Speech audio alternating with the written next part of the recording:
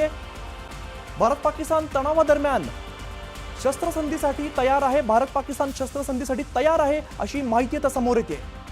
तर दोन्ही देशांमध्ये मध्यस्थीसाठी आता डोनाल्ड ट्रम्प देखील तयार झालेले आहेत। ही मोठी बातमी आपण आता पाहतोय।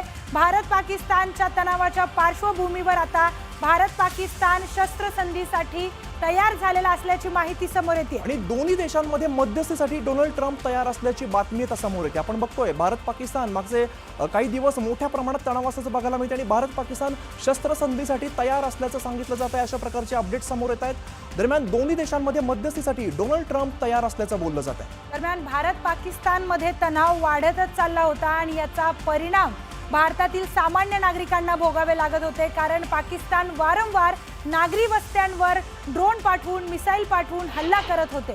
आणि या सगळ्या तणावाच्या पार्श्वभूमीवर आता डोनाल्ड ट्रम्प यांचं एक ट्विट समोर आलंय आणि त्यामध्ये डोनाल्ड ट्रम्प आता भारत पाकिस्तान शस्त्रसंधीसाठी तयार असल्याचं बोललं जात आहे आणि या दोन्ही देशांमध्ये मध्यस्थी करून हा वाद सोडवण्यासाठी शस्त्रसंधीसाठी अमेरिकेचे राष्ट्राध्यक्ष डोनाल्ड ट्रम्प हे देखील तयार असल्याचा ट्विट त्यांनी केलं। दरम्यान पाकिस्तानकडून नापाक हल्ले असे सुरू आहेत, मात्र भारत सुद्धा त्याला जोरदार प्रत्युत्तर देताना दिसतोय। दरम्यान दोन्ही देशांमध्ये मध्यस्थीसाठी डोनाल्ड ट्रम्प तयार असल्याचं त्यांनी ट्विटद्वारे सांगितलेलं आहे। तर त्यांनी ट्विट करत हे देखील सांगितलंय की भारत आणि पाकिस्तान आता हे यांनी ॲग्री केलंय रूल आणि फुल आणि इमिडिएट सीज फायरसाठी म्हणजेच शस्त्रसंधीसाठी भारत आणि पाकिस्तान तयार आहे असं ट्विट डोनाल्ड ट्रम्प यांनी केलंय। आणि या भारत आणि पाकिस्तान तणावाच्या दरम्यान शस्त्रसंधीसाठी मध्यस्थी देखील अमेरिकेचे राष्ट्राध्यक्ष करणार आहेत। त्यामुळे त्यांनी ट्विट करत आणि दोन्ही त्यांनी देशांचं त्यात स्वागत केलंय। भारत पाकिस्तान शस्त्रसंधीसाठी तयार असल्याचं या ट्विटमध्ये म्हणण्यात आलेलं आहे। दरम्यान दोन्ही देशांमध्ये मध्यस्थीसाठी ट्रम्प तयार असल्याचं सुद्धा बोललं जात आहे।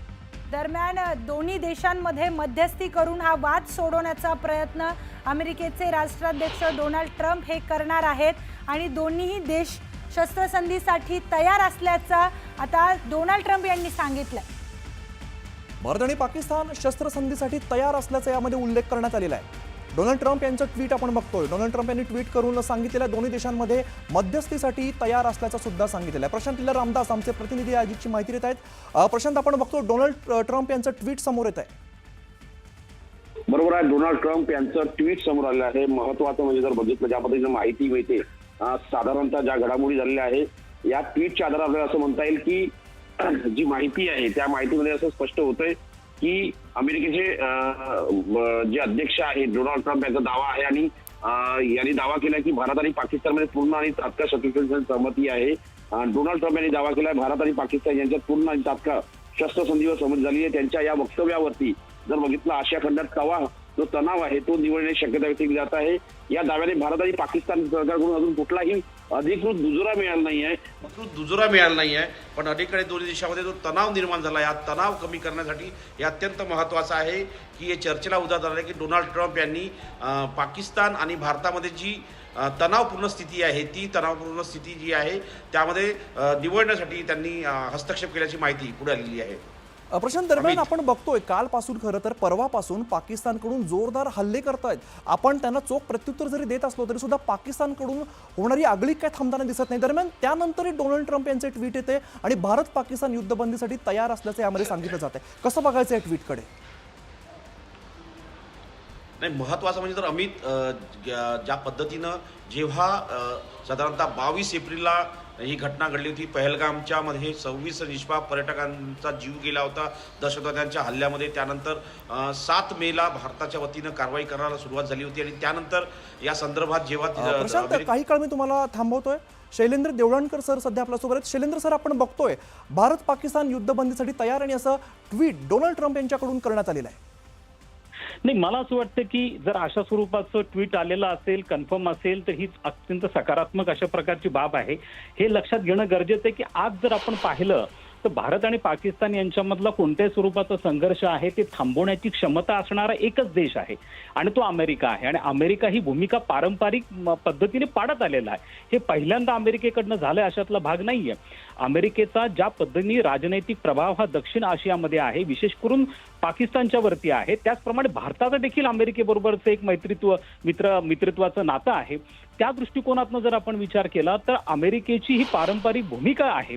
सगळ्यात महत्वाचं म्हणजे 1999ला ज्या वेळेला कारगिलचा संघर्ष झाला होता त्यावेळेला देखील अमेरिकेची भूमिका ही अत्यंत प्रभावी राहिलेली होती. त्यावेळेला पाकिस्तानचे तत्कालीन पंतप्रधान नवाज शरीफ आणि अमेरिकेचे तत्कालीन राष्ट्राध्यक्ष बिल क्लिंटन यांनी नवाज शरीफ यांना अमेरिकेला बोलून घेतलं होतं आणि त्यानंतर कारगिलचा संघर्ष थांबला होता.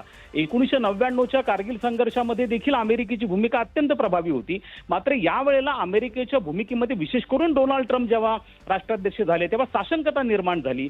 कारण अमेरिकेचे उपराष्ट्राध्यक्ष व्हॅन्स यांनी क्लिअर केलं की हा आमचा बिझनेस नाहीये, आम्हाला याच्यात पडायचं नाहीये, हे भारत आणि पाकिस्तानने द्विपक्षीय पातळीवरती सोडावं. या दृष्टिकोनातून अत्यंत महत्वाचा प्रश्न आंतरराष्ट्रीय समुदायापुढे होता तो म्हणजे भारत आणि पाकिस्तान दोन्ही अण्वस्त्रधारी देश आहेत. आता दोघांमध्ये कोणत्याही प्रकारचं कम्युनिकेशनचं चॅनल उपलब्ध नाहीये.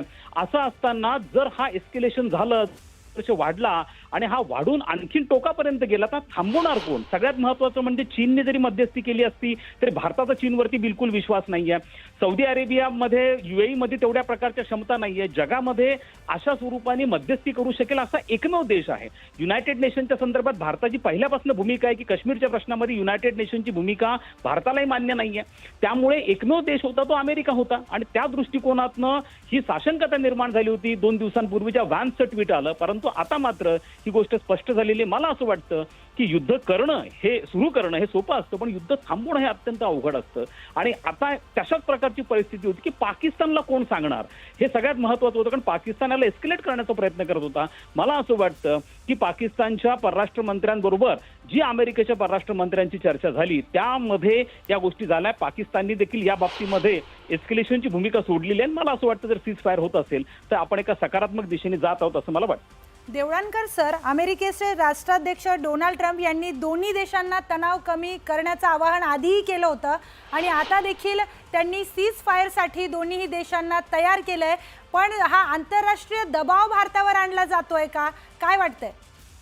हा दबाव नसतो. लक्षात घ्या, ज्या वेळेला 2 देशांमध्ये कम्युनिकेशनचं कोणतंही चॅनल नसतं त्यावेळेला स्वाभाविकपणे तिसऱ्या देशाकडनं अशा स्वरूपाच्या मध्यस्थीच्या ऑफर येणं हे अत्यंत स्वाभाविक आहे. रशिया युक्रेन युद्धात चालू असताना देखील अशा स्वरूपाने मध्यस्थी करण्याच्या ऑफर अनेकदा आल्या होत्या. इव्हन भारताने देखील मध्यस्थी करण्याची तयारी दाखवलेली होती. अनेक देशांमध्ये ज्या वेळेला असा संघर्ष होतो त्यावेळेला अनेकदा स्कॅन्डिनेव्हियन कंट्रीज मध्यस्थी दाखवण्याचा प्रयत्न करतात.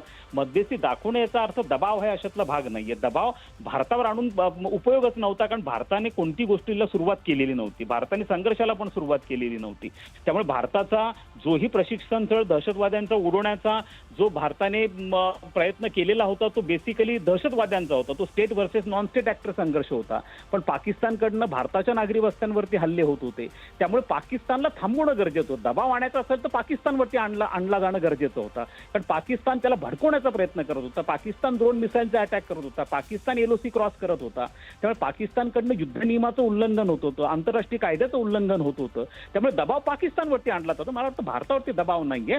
भारताने सीज फायरला मान्यता दिली असेल परंतु या संदर्भामध्ये दबाव जो आणला गेला असेल जो 1999ला देखील अमेरिकेने नवाज शरीफवरती आणला होता तशाच प्रकारचा दबाव पाकिस्तानवरती आणलेला दिसतो आहे. निश्चित.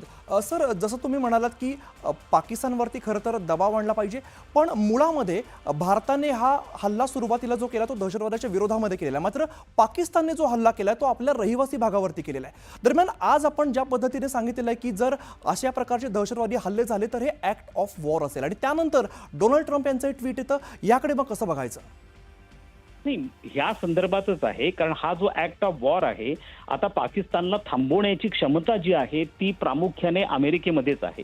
आणि ते यासाठी पण आहे की नुकतंच अमेरिकेला पाकिस्तानला $1 बिलियन जे मोठं IMF कडनं बेलआउट पॅकेज ते $7 बिलियन आहे, पण पहिली इन्स्टॉलमेंट त्यांना $1 बिलियन ची मिळणार आहे.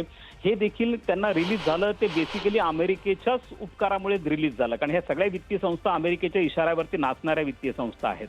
त्यामुळे अमेरिकेचा अजूनही प्रभाव पाकिस्तानच्या लष्करावरती आणि ISI वरती मोठ्या प्रमाणावरती आहे. त्यामुळे स्वाभाविकपणे ज्या दोन दिवसांपासून या सगळ्या घडामोडी घडत होत्या, भारताला हे राजनैतिक पातळीवर जागतिक पातळीवरती सिद्ध करून देण्यासाठी यश प्राप्त झालेलं होतं की कसं पाकिस्तान ह्या सगळ्या गोष्टी भडकवण्याचा प्रयत्न करतोय, पाकिस्तान कसं नागरी वस्त्यांवरती हल्ले करतोय, क्षेपणास्त्रांचं होतंय, बॉर्डर कशा क्रॉस केल्या जात आहेत पाकिस्तानकडनं, हे भारताला देखील सिद्ध करून देण्यासाठी, विशेष करून अमेरिकेला पटवून देण्यासाठी भारताला यश प्राप्त झालंय. आणि त्यानुसार अमेरिकेकडनं दबाव जो आणला गेला तो पाकिस्तानवरती दबाव आणला गेला. बरं, पण एकीकडे पाकिस्तान वारंवार आपल्या नागरी वसाहतींवरती हल्ला करते, मात्र पाकिस्तान सीज फायरसाठी तयार असल्याचं सुद्धा बोललं जात आहे. हे बघा, पाकिस्तानला सीज फायरसाठी पर्याय नाहीये. याचं कारण असं आहे की पाकिस्ताननी यापूर्वी देखील अमेरिकेला, चीनला, सौदी अरेबियाला, इराणला या देशांना मध्यस्थी करावी या स्वरूपाने विनंती केली होती, परंतु यामध्ये कोणी पडायला तयार नव्हतं. खरं तर या संघर्षाकडे तुम्ही म्हणाल तर आपल्याला तसं फारसं कोणाला रस नाहीये. म्हणजे आज जगामध्ये कन्फ्लिक्ट झोन अनेक ठिकाणी तयार झालेत. युरोपमध्ये रशिया युक्रेन कन्फ्लिक्ट झोन आहे, मिडल ईस्टमध्ये इस्रायल आणि हमासमधला कन्फ्लिक्ट झोन आहे, आता हा तिसरा कन्फ्लिक्ट झोन झाला आहे. जगामध्ये रशिया युक्रेन किंवा कोरोना नंतर अनेक देशांना आर्थिक समस्या आहेत, त्यामुळे युरोपियन देश पण एंगेज आहेत रशिया युक्रेनमध्ये. त्यामुळे फारसं कोणी याच्यामध्ये मध्यस्थी करायला तयार नव्हतं.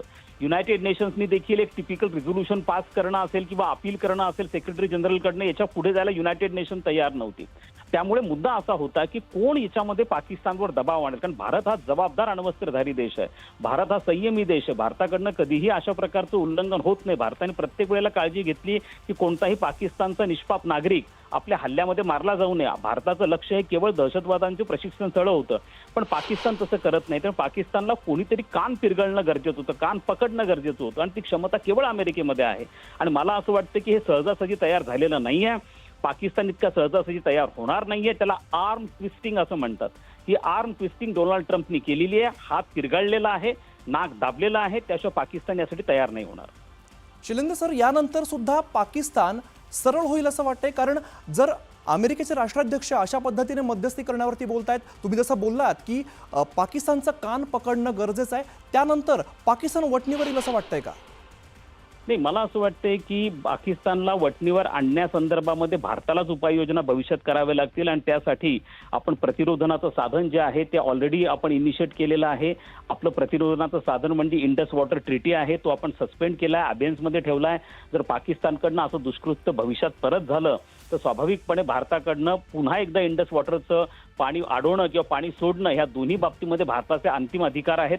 त्यामुळे भारत ते वापरेल आणि त्याची झळ पाकिस्तानी जनतेला पोहोचेल. त्यामुळे तीच जनता पाकिस्तानच्या लष्कर आणि ISIला वटणीवर आणेल.